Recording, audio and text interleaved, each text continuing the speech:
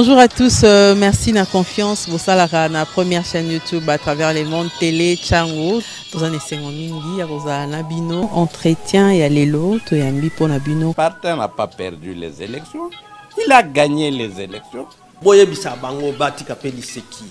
Congolais asi à la muki. La muka asala ka ba réflexion ya bien pour na mboka oyo. FCC na la muka ba ebani bien. Manque à confiance ça déjà. Il n'y a aucune coalition entre FCC et Nalamuka. Le fait que nous gardions jalousement les preuves que nous avons, c'est parce que nous avons un grand respect pour nos frères. Ensemble, est-ce qu'il y a une union sacrée? Le blocage au niveau de la CNI a un nom. Il s'appelle M. Félix Tshilombo. Très chers compatriotes, le mercredi 30 août dernier, le peuple congolais s'est réveillé horrifié, affligé, mortifié au vu des effroyables images de massacres perpétrés à Goma et qui font froid dans les dos jusqu'aujourd'hui. Ce qui est pire, c'est que ce ne sont pas tous ces groupes armés, ivres du sang congolais et des minéraux du Congo, qui ont tué comme ils le font depuis plusieurs années sans crainte de représailles. Ce ne sont pas non plus les agresseurs rwandais et leurs supplétifs du M23 qui ont violé, massacré, incendié les villages et sommé les Congolais à fuir leurs terres, comme ils le font depuis plusieurs années déjà. Mais ce sont les militaires de la garde républicaine congolaise qui ont froidement et lâchement massacré nos compatriotes qui voulaient tout simplement manifester pour dénoncer l'occupation de notre territoire par le Rwanda, tout en regrettant vivement la passivité des forces de la MONUSCO. Le mercredi 30 août 2023 est un jour que nous n'oublierons jamais. En cet instant si grave et si douloureux, où le peuple congolais ne sait plus à quel saint se vouer, parce que massacré à la fois par les étrangers et par ceux-là même qui sont censés assurer sa sécurité. J'adresse de nouveau en son nom la compassion, l'affection et la sollicitude de la patrie aux familles et aux proches éplorés.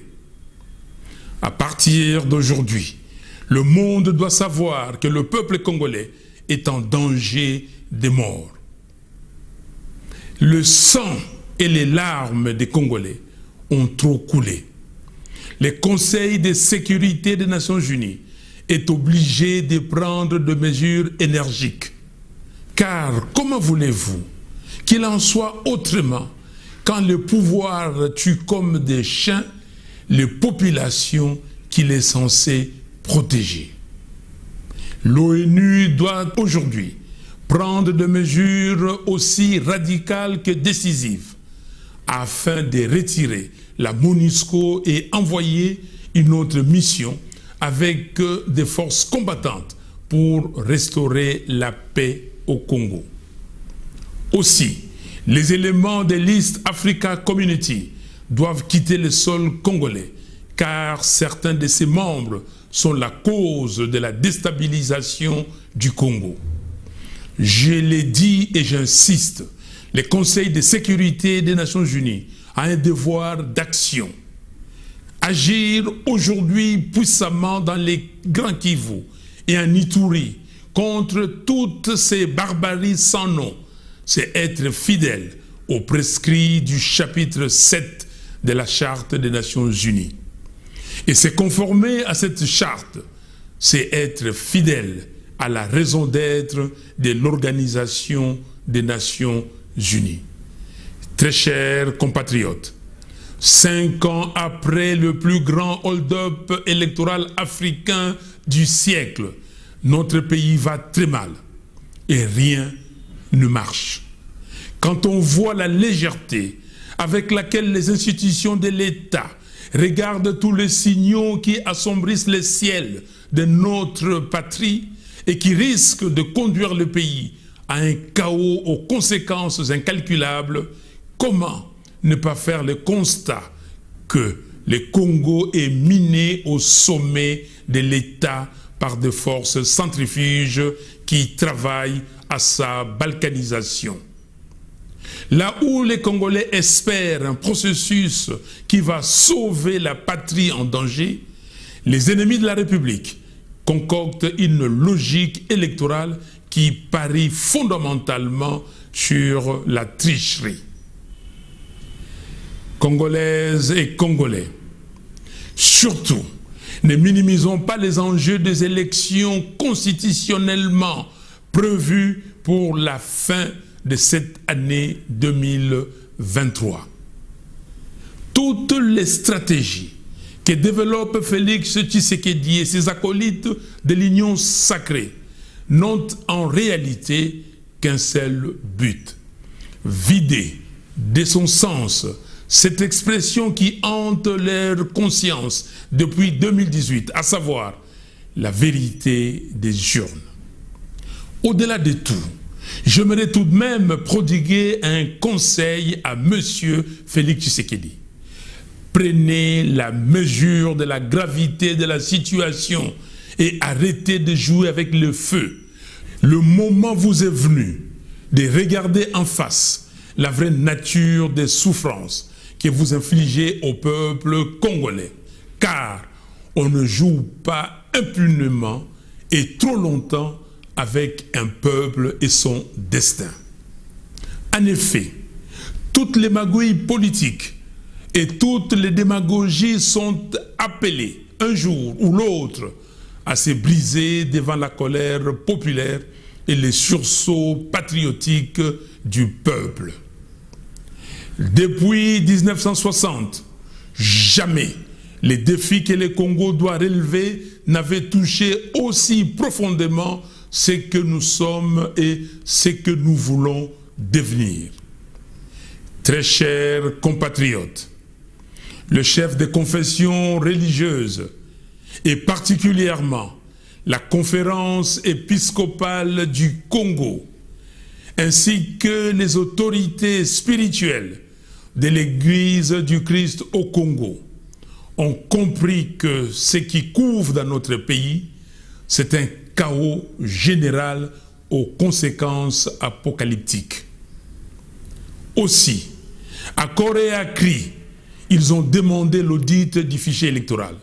Ils ont proposé l'audit citoyen du fichier électoral. Et ils appellent à l'inclusivité du processus électoral, à la proclamation des résultats bureau par bureau, afin de corriger des erreurs du passé et consolider la jeune démocratie congolaise. Conscient que le peuple congolais place un immense espoir dans ce nouveau cycle électoral et dans le fait que son choix soit cette fois-ci respecté et convaincu que le processus électoral tel qu'il est mené par M. Denis Kadima présage une nouvelle crise post-électorale. Je ne pouvais pas laisser cette noble et patriotique bataille de nos chefs spirituels se diluer dans le flux médiatique sans lui donner plus de relief.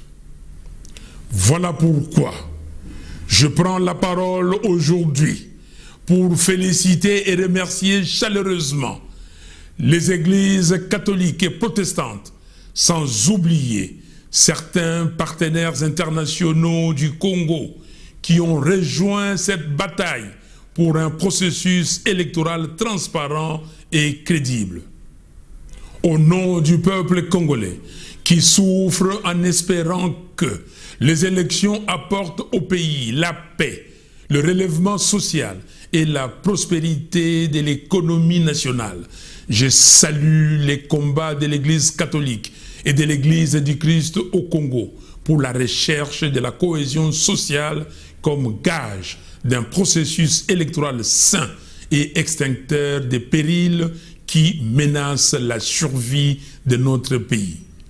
Je me permets de leur redire ici, par ces mots que je veux solennels, et au nom du peuple congolais tout entier, combien nous sommes fiers d'eux, fiers des valeurs d'intégrité, de vérité, d'amour du prochain et d'exhortation à l'unité nationale et au sursaut patriotique qu'ils portent.